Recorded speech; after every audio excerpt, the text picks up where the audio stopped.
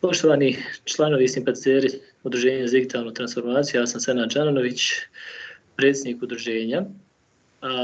Veliko mi je zadovoljstvo da danas sa našim partnerom Krea Plus iz Slovenije i pod pokroviteljstvom kompanije Uprava imamo priliku prezentirati jedno, ja bih rekao, odlično, aktuelno rješenje i nešto što omogućava ne samo zaštitu informacionih sistema, nego čak i omogućavanje raznih drugih stvari koje smo kroz nekoliko naših postova mi svakako adresirali i koje omogućavaju niz drugih proizvoda, razvoj niza drugih proizvoda u praksi.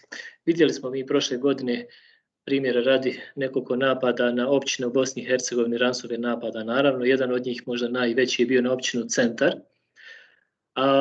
Spominjali smo primjer kompanija koji su zbog ransomwarea morali zaustaviti proizvodnju na mjesec dana. Ono što je jasno jeste da su napadi sve kompleksniji, a gubici organizacija sve veći. Nedavno smo isto tako pročitali, ja mislim da je to bilo prije par dana, jedan lijep naslov koji me, ja moram tako reći, obradovao, to je da je Uprava za indirektno oporezivanje postala certifikovano tijelo u Bosni i Hercegovini za izdavanje digitalnog kvalifikovanog potpisa, ali smo imali priliku i da pročitamo informacije vezano za dešavanje u svijetu, pa smo vidjeli da su hakeri napali irski zdravstveni sistem, da su napadači isto tako napali Colonial Pipeline, odnosno najveći američki naftovod koji je proizveo užasno mnogo problema u snabdijevanju naftom maltene čitave Sjeverne Amerike. Ono što je potrebno napomenuti jeste da mehanizmi zaštite podataka i sistema uključuju enkripciju podataka, autentifikaciju korisnika putem PKI sistema. Banke to manje više sve znaju, pogotovo one koje imaju kartično poslovanje koje rade na PKI infrastrukturi, međutim znaju i one koje koriste SWIFT koji su direktno članice SWIFT-a, jer nijedna SWIFT infrastruktura se ne može zamisliti bez jednog HSM modula. Ono što je ključno pitanje jeste gdje se generišu i čuvaju ti ključevi, kako nam hardverski i sigurnosni moduli mogu pomoći u njihovoj zaštiti. Primjena samih HSM modula i enkripcijskih ključeva je poprilično onako, pa ja mogu reći, široka. Od toga što smo malo prije spomenuli, znači kartično poslovanje i autentifikacija svakog endpointa, odnosno svakog bankomata, svakog POS uređaja kao jedinstvene tačke na kojoj se vrši plaćanje putem kartica, elektronsko plaćanje kao što su elektronsko i mobilno. Mi svi smo svjedoci da u svakodnevnom radu koristimo nekakav onaj token za koji nismo možda i bili ranije svjesni da je on jedan dio sveukupne PKI infrastrukture.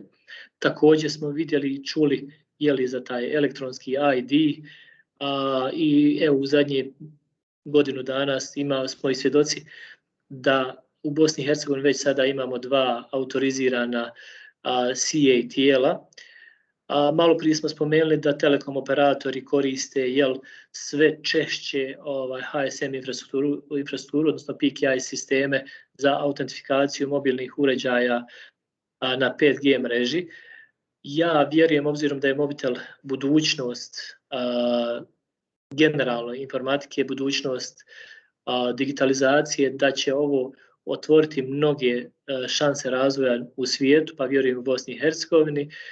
Ima tu naravno digital right management s aspekta plaćene televizije, ima tu smart metering, ima tu drugih raznih rješenja. Naravno, tu je i svakako potpisivanje dokumentacije, tu je zaštita dokumentacije u mirovanju, u transportu i tako dalje. Ima toga zaista puno.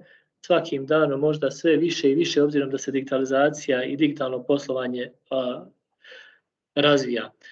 Možda imamo i posebno zadovoljstvo da sa nama imamo današnjeg predavača, doktoricu Nastju Cepak, koja je doktorirala kriptografiju i koja svoje teorijsko znanje ima priliku primjenjivati direktno u kompaniji Krea Plus, koja je i današnji partner na našem ovom webinaru. i koja je stekla tokom svojih godina iskustva, poprilično onako značajno iskustvo, kako teorijsko, tako i praktično. I evo, zadovoljstvo mi je, Nastja, da vam danas prepustim riječ i da nam prezentirate šta je to što vi vidite kao primjenu HSM modula u praksi i na koji način vidite da se poslovanje organizacija i u Bosni i Hercegovini, ali i širom svijeta može unaprijediti i bolje zaštiti uz upotrebu HSM modula. Nastja, evo dajem vam riječ, pa nadam se da će korisnici biti zadovoljni sa ovim engleskim jezikom. Ja lično hoću, ali vjerujem da hoće i ostali. Thank you very much, Senat, for this great introduction, and welcome everyone from my side as well. Just briefly, a few words about our company before we start with the main topics. As was already mentioned, I come from the company of Crea Plus. We're a company in Slovenia, and we have been working as a regional distributor for more than 10 years by now. We are a distributor for the German company Utimaco that we will also be mentioning today. And also we are vendors of some other interesting IT security solutions. You can see some of them mentioned on this slide, but this is just, let's say, an example of them. In general, we are very happy to make contact with any potential resellers or IT companies. And besides being, a distributor, we also develop custom firmware modules for HSMs, custom security software. We hold trainings, webinars, as you can see, and more.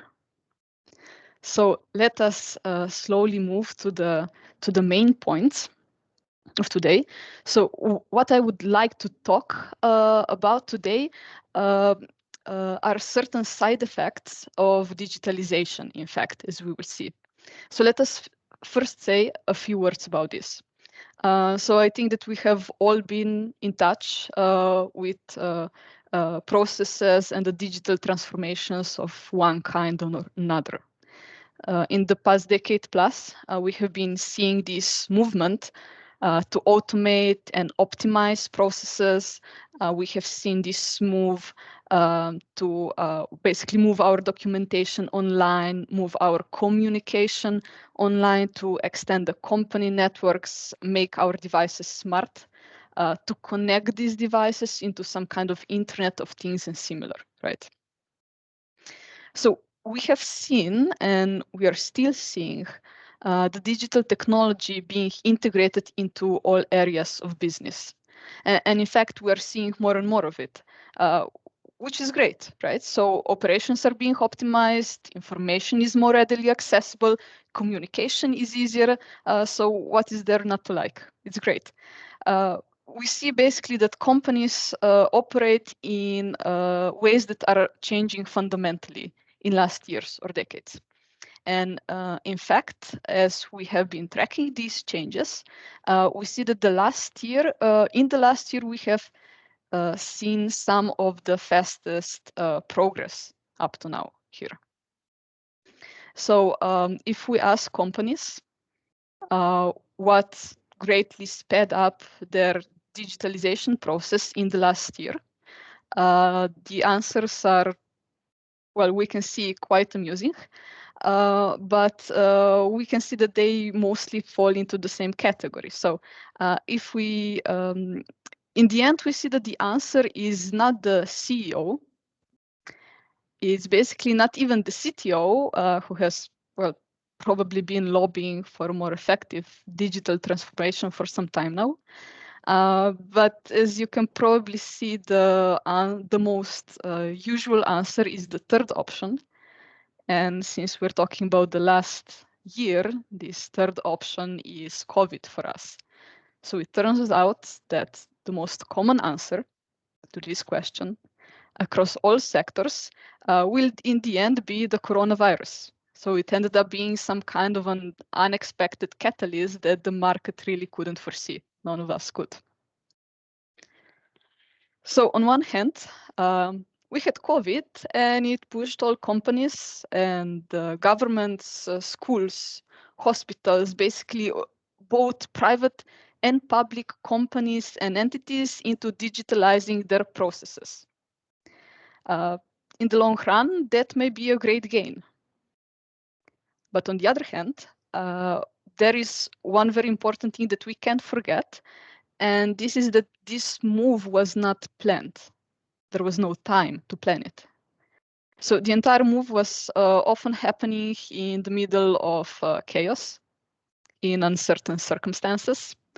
Local laws regarding meetings, work from home, and similar were changing almost every week. I'm certain that we have all encountered these problems and that we remember very well how things stood, let's say, 1 year ago. So the bottom line is that there was often no time to properly train the users.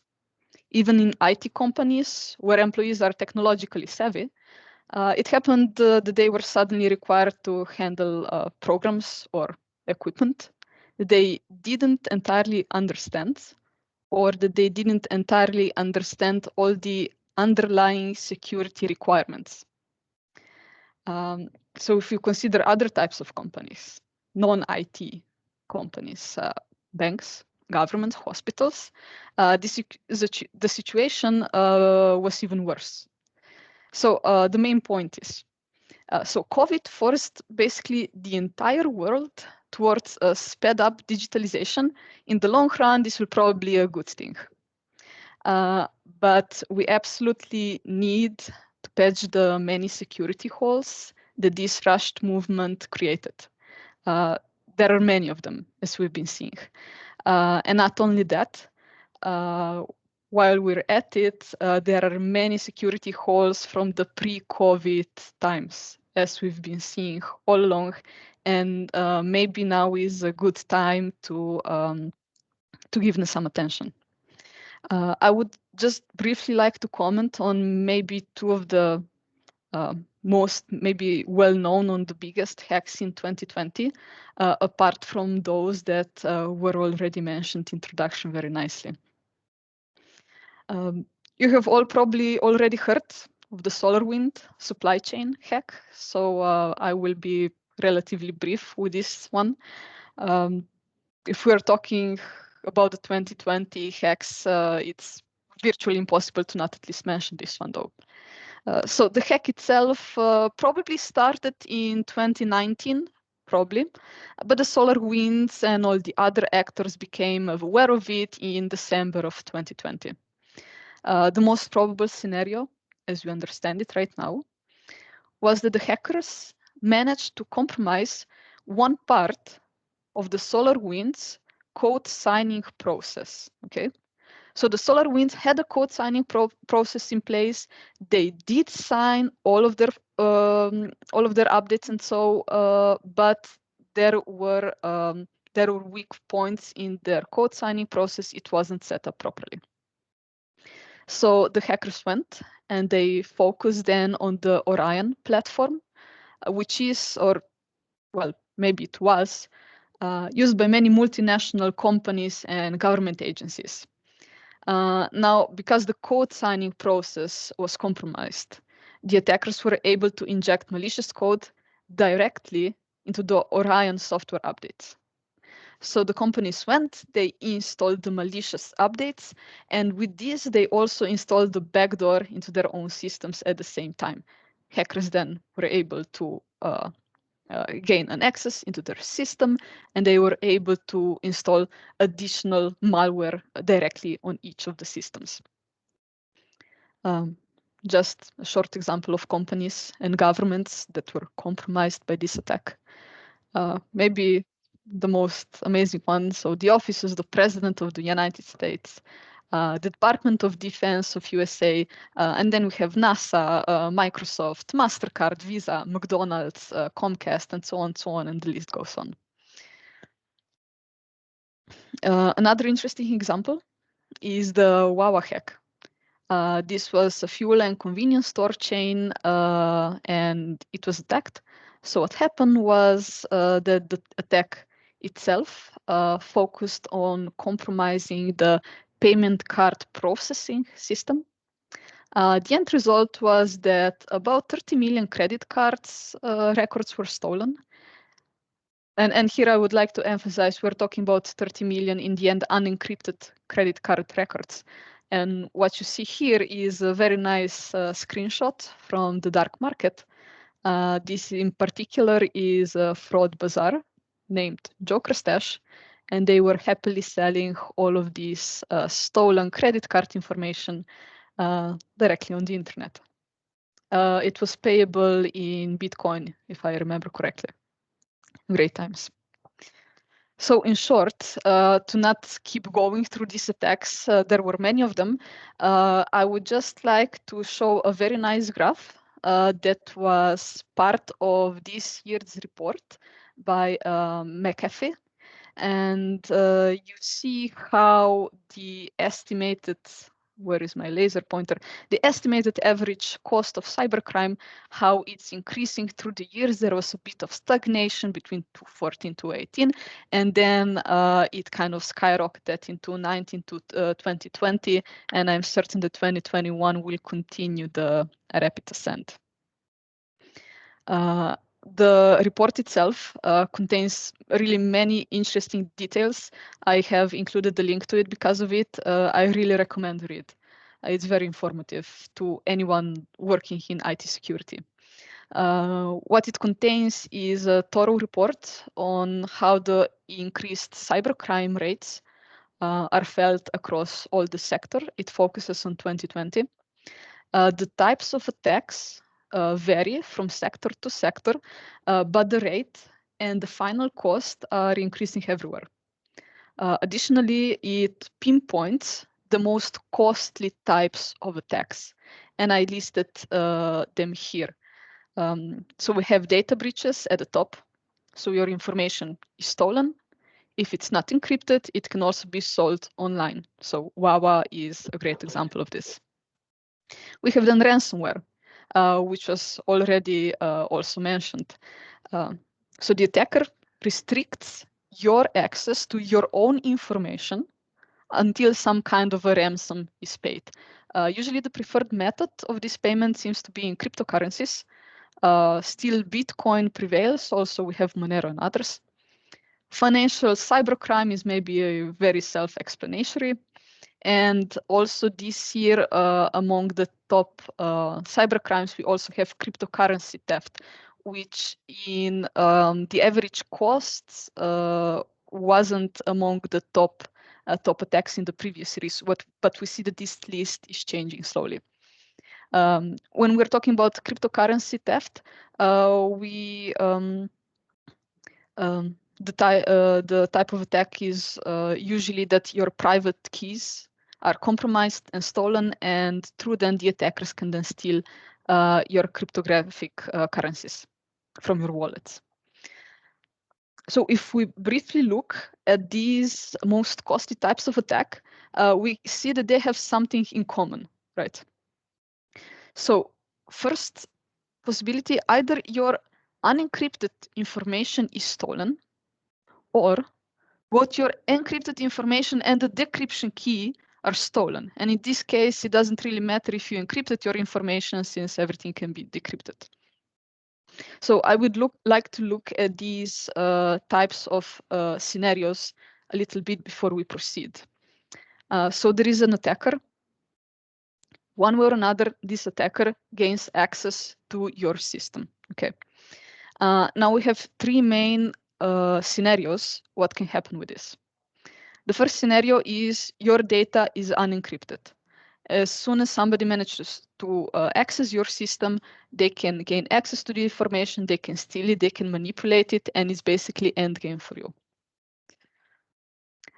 Second possibility, your data is encrypted, but your encryption keys are either not protected, or they are stored on the same server, or maybe they are just lying around somewhere. The end result is that the attacker manages to get both your encryption key, your encrypted information, And again, the end game is the same as before. They decrypt your information and you lose maybe your customers' data, you lose your reputation, it costs your company a lot, and you're still in a horrible situation. This is why we would like here to think about the third type of scenario. And this is where, yes, your information is encrypted, but at the same time, the encryption keys that you use are protected. This is why we find it very important to, in fact, talk about the encryption keys. Because at this point, we are seeing that many companies, okay, they understand the need more and more to encrypt their information, to protect their authentication, and so on. So we're slowly getting this point across, and this is great. But we are finding that this other half, so what happens with your encryption keys or with your private keys, if you're using, I don't know, RSA or elliptic curves, where are these keys kept? These questions are of equal importance. So if you try to figure out, or if you try to answer in your own cases for your own companies, like there's a very high probability that almost all of you have already come across some of your encryptions, that your companies are using them, and so on. So do you know where your encryption keys are right now? How are they stored? Are they protected in some kind of way? Also, where were they generated? Were they generated in a safe environment? Is there a possibility that some of their copies were maybe already stolen? What kind of randomness were they generated with? If you're using, let's say, a low quality randomness generator, maybe your keys can be hacked and similar. And finally, of course, let's say that you have keys that were used quality randomness to be generated, you know exactly where they are protected, great. So who can access them right now? Do you have like any documents describing this? Are there any policies in place, and so on? And it is because of these questions and the responses that we often encounter that the main point that I would like to describe and talk about are the hardware security modules, so HSMs. In short, how would I describe an HSM? The main point of the HSM is that it removes the keys from your data. An HSM is basically an appliance that has both hardware protection and logical protection. So we are talking here about hardware appliances. These solutions are all hardware based. You can think of them as some kind of root of trust, okay? So if the security of all your encryptions and your authentications is in the end based on the encryption authentication keys, then you can think of an HSM as some kind of a center of trust for these keys. Additionally, it offers you a strong source of entropy. It has a true random number generator, something that is not possible to achieve using just software. It needs a dedicated hardware mechanical component that generates true randomness. So what can you do with an HSM? Within an HSM, you can safely generate your cryptographic material.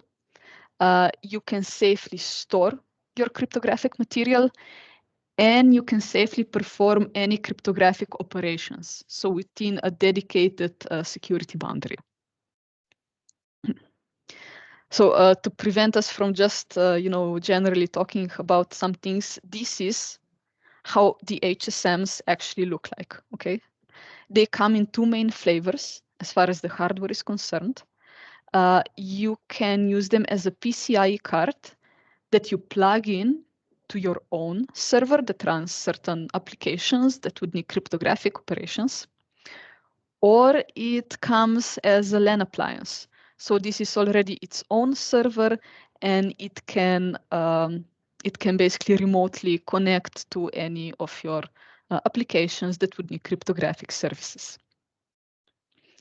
For any, let's say, more common or more general information about the HSM, this is a great and a funny book at the same time. So hardware security modules for dummies, very nice explanation, very, very understandable and nicely talked about. And I've included a link where you can download it for any additional information. So if we move forward, the main things that I would like to comment on today are the many use cases where you can in fact use these HSMs. Here you can see a variety of different use cases. So from some identity authentication, access management, key injection, PKI, disk encryption, ESKM that is often used for data at rest. We will comment more on it later, maybe some payment scenarios and so on. And in the end, it really depends on which data do you really want to protect. So what is the use case that suits either you or your customers best? And regarding this use case, there are then a variety of products that can basically suit you best. These are some of the main Eutymachus products. If I comment just briefly, we have the general purpose cryptographic server. If you are storing credentials for some authentication, credentials for your PKIs, if you're dealing with key injections, digital signings, and similar. Then we have Atala that focuses primarily on the payments use case. So we are talking about PIN translations, setting up the ATM networks, issuing payment cards and similar. ESKM focuses mainly on the data at rest and the management of the keys that you will use for it.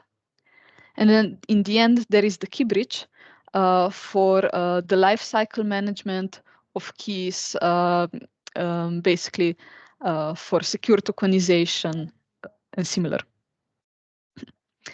I must also mention there is UTrust 360 appliance that basically represents a unified, centralized for monitoring and managing. With this, you can monitor and manage your HSMs, and not just HSMs of one type. It's able to connect to all types of HSMs. I will briefly show how to work with it a bit later. So to comment briefly on the use cases. Maybe one case that we encounter the most often is how to use the PKI, so the public key infrastructure, in various scenarios. So the scenarios themselves are very different here. So how will you use your public private keys? Do you want to set an IoT system, so Internet of Things? Are you connecting these devices, and do you want to protect the communication here? Do you want to use them for signing? So do you want to, for some authentication? Do you want to assign these identities to physical people? Do you want to assign them to devices, to processes? So in all of these cases, we're talking about various kinds of PKI systems. Very briefly, where does the HSM come into play when we're talking about PKI? The most important component in your PKI infrastructure is in the end your root CA. Then depending on how you construct your infrastructure, you have maybe 2 layers, 3 or more. You have then your intermediate CAs, your issuing CAs, and then after this, you start issuing identities to actual physical people or devices or processes, so to your end users. It is of vital importance that your root CA is generated in a really safe environment, that your key is of a great enough length, that you are using a proper hashing method. So no SHA-ENA, no MD5 and similar things. These are all outdated. And in most cases, you will want your root CA, sometimes also your intermediate CAs, to be kept offline, maybe on a dedicated HSM at all times, so that the root of your trust in this case, the root CA in your PKI is not compromised. So this is where HSMs are of vital importance in the PKI. There are also out integration guides for integrating the HSM with various CAs. So Microsoft CA, EGB CA, Nexus, and Trust. You've probably heard of at least some of them here. And these integration guides were actually written by us on Crea Plus. So not only are there integration guides, we basically went through these integrations a lot already by writing them, testing out everything, FIPS mode, non-FIPS mode, and so on. So we know them back and forward by now. One really interesting use case that is appearing in Europe more and more is also the PKI that needs to be conform to the EIDAS regulation. So EIDAS, the electronic identification, authentication, and trust services. We've been seeing in the last years how widely it has been spreading, and it was really interesting to watch that. This is interesting for companies that want to be able to issue the qualified electronic signatures and qualified digital certificates. Now, especially for this use case, a specialized HSM has been developed. It's called the Crypto Server CP5. And it's 100% dedicated to enabling you to fit these EIDAS and the common criteria regulations. Then if we focus on the IoT case, if you have ever worked with any IoT network, then you know that one of the main problems in this case is that while you are working with hundreds, probably thousands, 10,000 devices, and your attack surface becomes huge. Handling this surface without any PKI structure in place, without any private keys being saved on these devices and similar can become a nightmare. You can be attacked from so many different directions, so many different vectors of attacks are there. Your IoT devices can be impersonated, false communication can be sent to your server. We've seen Mirai like DDoS attacks, so it's without some kind of structure in place, it becomes a nightmare. This is why, again, HSM comes into place when you need to really keep track of the entire life cycle of your keys that the devices use to authenticate, and that you yourself, as the core, let's say, core provider of updates and similar, use to authenticate to the devices. So the entire life cycle here, the key injection, initialization of your devices, authentication, then the secure updates and so on, is much easier and more effective, more secure to handle through an HSM that really provides you with a root of trust. Very closely linked to IoT is the use case of code signing. Now, if you remember SolarWinds, yeah, code signing is important. This is used for one important reason: who published the code? Who published your update? Who is like, where is your update coming from? You've already all seen also on your computers, you try to install a certain program and something like this pops up. This pops up when your computer, Windows, whatever, cannot recognize immediately who signed the program that you're installing. So these are already the default security measures that are in place in major operation systems, and it's always a good idea to use them in our new products as well. The second major use case that we are encountering is the database encryption. Let's say the sub use cases here are often linked to tokenization. Especially with the GDPR in place, you need to protect the personal information of your customers. And Europe is really enforcing these measures, so tokenization and similar methods are becoming more and more important. Then we have data at rest. So we have huge archives of past information that needs to be kept for regulatory reasons, for safety reasons, and at the same time, it needs to be encrypted. You need to rotate these encryption keys. Also, in the past, we've been mainly using the 3DES algorithm for such encryptions, but now is definitely the time, if you haven't yet, to switch to the IS encryption. 3DES should not be used anymore in this point. Again, the integration guides are in place. Here are just 2 examples: the SQL server, the Oracle database, and again, it depends on your use case. But in this case, sometimes an HSM is best, sometimes an ESKM is best. This is an appliance mainly focusing on data at rest. Sometimes the combination of the 2 works best. Depends on what exactly you're looking for. Then one of the main use cases that are creeping up more and more, the blockchain. And now, why would you use an HSM with blockchain, right? But once you start working with blockchains, you quickly discover that all of these wallets and so on, everything is linked to the to cryptography in the end. So HSMs helps you with knowing, similarly as we mentioned before, all of these keys that are linked to your wallets that you need to actually spend your cryptocurrencies or prevent others from spending your cryptocurrency. So where are they? Where were they generated? Where are they stored?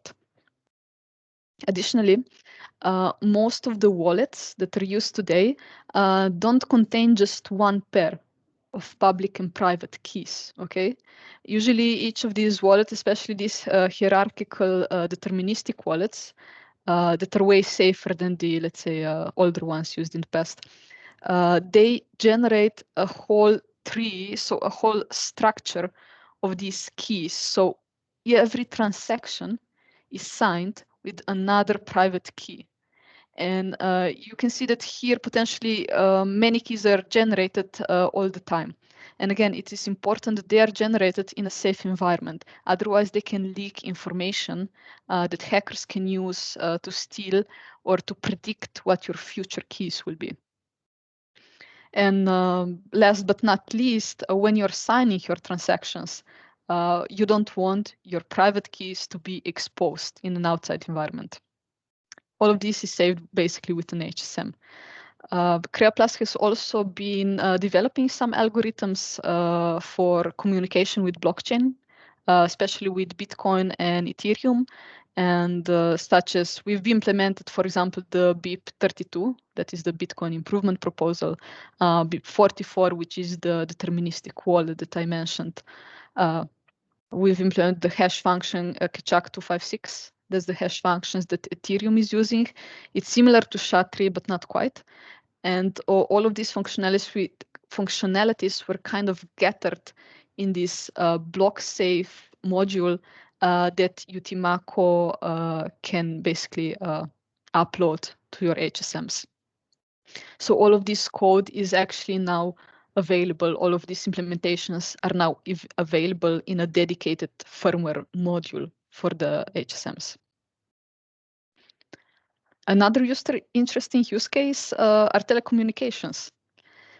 So if in the beginning, most of the SMS and calls and so on were barely protected, if even, like, all the cryptographic protections were very weak.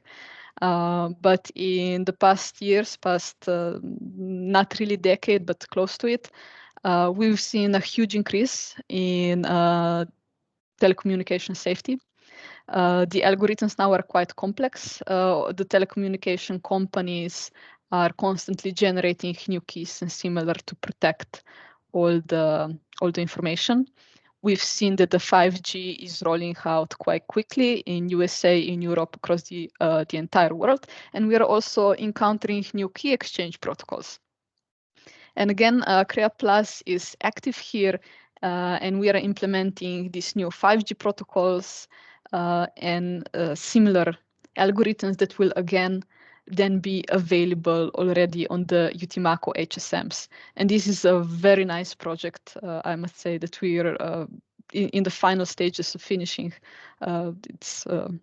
It's really interesting in the end when you see the workings of these protocols. And also I would like to mention the important, very important area of payments. So the payment industry without HSMs basically cannot exist at this point and hasn't been able to exist for many decades already. Maybe the main use case here is the PIN translation and the payment authentication, which basically enables you to use your payment cards. Without the PIN translations and the HSMs, we would not be able basically to use our payment cards. So that's great. Then the tokenization is used a lot in the payments world, the card personalization. So when you go to the bank and you want a new card to be created to your name, well, the keys need to be generated somewhere and kept safe. All of your information that you will use needs to be kept somewhere. The PIN is very important information to protect in this case, and similar. And here is also, I already mentioned this platform for HSM management, right? The UTrust 360. This is in fact a new product, a new platform. It was inspired in the payments world, but now it's kind of extending throughout all these areas of HSM use. I think it's already in use, the UTrust 360. By various companies, so these big international payment companies, to be able to keep track and to manage all of the hundreds of HSMs that they have, and to be able to upgrade them nicely, keep track of the workings, plan for bottlenecks and similar. And I must say we are very, very proud to say this platform was basically developed in Crea Plus by our developers, and this was really a huge success for the whole team. This is a brief look at the UTrust 360. Just a quick look at the main dashboard. So just to get a taste of more or less how it looks like. So you see you have basically an overview of your devices. You can have an overview of exactly which commands were executed, which were most often used, what's the status of your device, is it inactive, are all the licenses okay.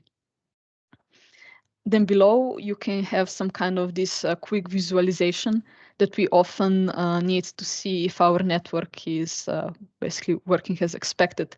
Where are the expected peaks? So what is happening? And then in the end, we have a quick access to the important alerts. So if anything out of the ordinary happened, and to all the logs of all our devices. And then here you can find the more detailed information. This is just the first initial look that an admin sees when they log in. So after this quick overview, in fact, of the use cases that we encounter most often, I would just briefly like to comment that there are also firmware modules where you can have cryptographic algorithms, and you can already test these algorithms that will be, in fact, resistant to quantum attacks. So if we look briefly, what will happen to the algorithms that we currently use if they were subjected to an attack by a quantum computer? RSA algorithm, most often used for various authentications. You know, when I was talking about the PKI, IoT, code signing, and so on, this is basically where the RSA comes in. Or if you have newer implementations, such as blockchains and so on, it's usually the elliptic curves. Now, today we have about 256 bits of security. This is how we measure how secure an algorithm is with respect to an attack by a classical computer, as we know and have them today. But as soon as we attack them, these asymmetric algorithms with a quantum attack, in this case Shor's algorithm, we can break them completely. The symmetric cryptography So the IS algorithm, the most usually used, fares better. The number of bits of security is just halved in this case. So IS 128 is reduced to 56 bits of security. But with the technology we have today, we can already crack 56 bits of security with a brute force attack. So we can say in practice that the quantum attacks can break all of these listed algorithms except for IS 256. Maybe just quickly to mention Shor's algorithm, what does it do? It breaks the mathematical problems on which both RSA and elliptic curves are based. They are based on different problems, but Shor's algorithm cracks both. So immediately their security is reduced to 0. Grover's algorithm just presents us with a more efficient way of going through a certain key space, let's say. And we just get a reduction in security. But the good news is that the new post-quantum cryptography is already being developed and the selection process is already ongoing by NIST. And we are really hoping that we'll have a first cryptographic post-quantum standards by the end of next year. That would be nice. Just a quick comment that even though the idea of quantum computers may seem very far away right now, keep in mind that despite that, NIST and various other important organizations are already selecting the new standards, and additionally, some of the candidates for these new standards are already implemented in the UTMACO HSMs, and you can already try them out now. Maybe just a quick mention, obviously the quantum computer, once it comes out, it will affect basically the processes in every single sector we know. I don't emphasize this that much because I think it's relatively obvious.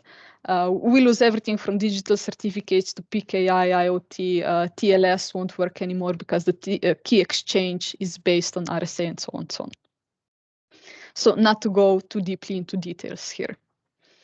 So for the ending, I would just like to mention that we don't just, offer you HSMs and then leave you out there with them. We offer technical trainings for almost all of the products that we are selling at this point. The general purpose HSM has a dedicated 2-day training. We have training for the IDAS HSM, that's the CP5, payment HSM, Atala for the ESKM, and so on. Additionally, as you see, we also hold webinars and seminars for PQC, PKI, blockchain, you name it. Basically, if you have any cryptographic topic, security topic that you would like to know more about, we have you covered, basically. So this was it from my side. I hope it wasn't too long and that the main things kept you interested. Here you can see our mail, but if you have any questions, any points for debate, I think this would be a great time. Nastja, hvala puno. Prezentacija je bila i sadržajnija nego što sam očekivao. Vidio sam mnogo više primjera praktičnih na koji način se HSM uređaji mogu koristiti i u poslovne svrhe, a i ove svrhe sigurnosti. Ovi ljudi sa završnog slajda su očigledno imali malo više diskusije nego što smo mi imali danas. Kad vidim koliko vi flaša vode ispred njih, očigledno su imali dugu diskusiju i osušla su im se usta. Ovo je naravno malo šale pred kraj. Ja bih sada zamolio naše kolege za pitanje. Evo imamo prvo pitanje od kolege Rasima Durića koji kaže: In order to avoid a single point of failure, do we need 2 or more HSMs installed? Is there a pass-through operation mode in case of failure and or an upgrade?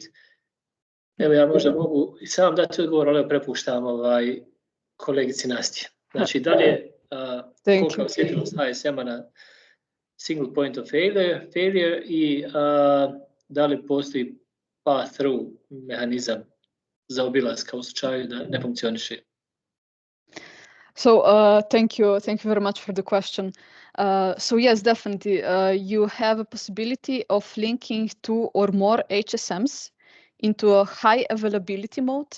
So you either can connect them as a load balancing scenario, so that an application can automatically see which of your HSMs has the least load right now, the lowest load, and it can automatically send all the encryption to be done to this specific HSM.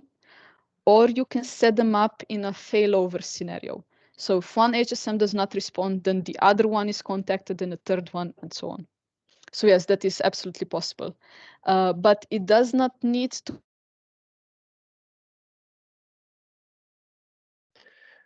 Izgubio sam vas. Run. I'm sorry, can you hear me now? Sada da. Okay. So for the upgrades themselves, you don't really need this high availability scenario. You can do the firmware upgrades basically on the run. You don't need to turn your HSMs off or anything similar. Da. I možda da ja dodam na ovo pitanje jedan dio odgovora koji je kolegica Nastja možda je pogrešno razumjela ili nije razumjela. Za obilaženje HSM uređaja u ovim konfiguracijama, mislim u bilo kojoj konfiguraciji nije moguće, iz razloga što i potpisivanje digitalnog dokumenta, odnosno verifikacija da je neko potpisao digitalni dokument i dekripcija i sve ostalo zahtijeva znači korištenje HSM uređaja gdje se vrši direktna autentifikacija korisnika koji radi ili enkripciju ili svoju autentifikaciju ili dekripciju, znači u svakom slučaju mora postojati ta komunikacija sa HSM uređajem. Jel imamo još pitanja pored ovoga koji je postavio kolega Rasim? Možda evo onim kolegama koji su sada u procesu usaglašavanja svog SWIFT okruženja sa SWIFT CSP programu za 2021. godinu. Možda da ja postavim pitanje koliko je kompleksna implementacija HSM uređaja u smislu multifaktorske autentifikacije administratora na radnim stanicama i serverima da bi se banke mogle usaglasiti sa ovim SWIFT CSP programom.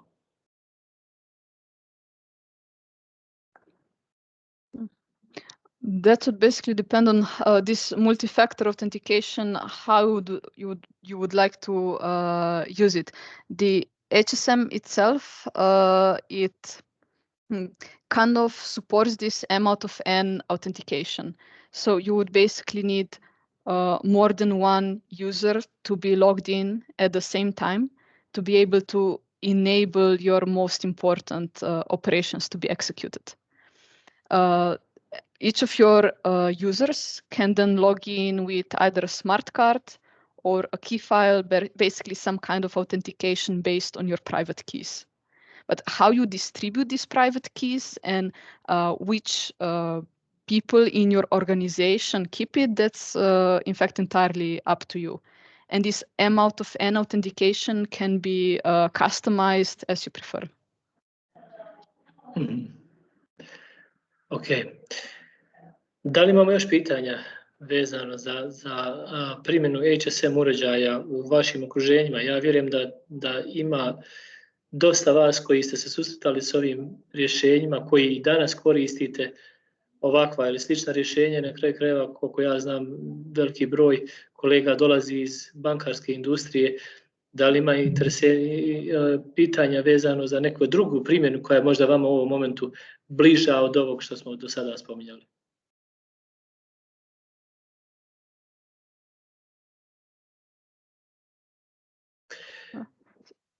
Evo, ako nema dodatnih pitanja, Ja bih se svakako želio zahvaliti svim kolegama koji su došli. Zahvaliti se naravno kolegama Nastji Cepak i Miti Trampužu iz kompanije Crea Plus koji su došli tu prije svega i podržali održavanje ovog webinara i naravno kolegici Nastji na ovom odličnoj prezentaciji.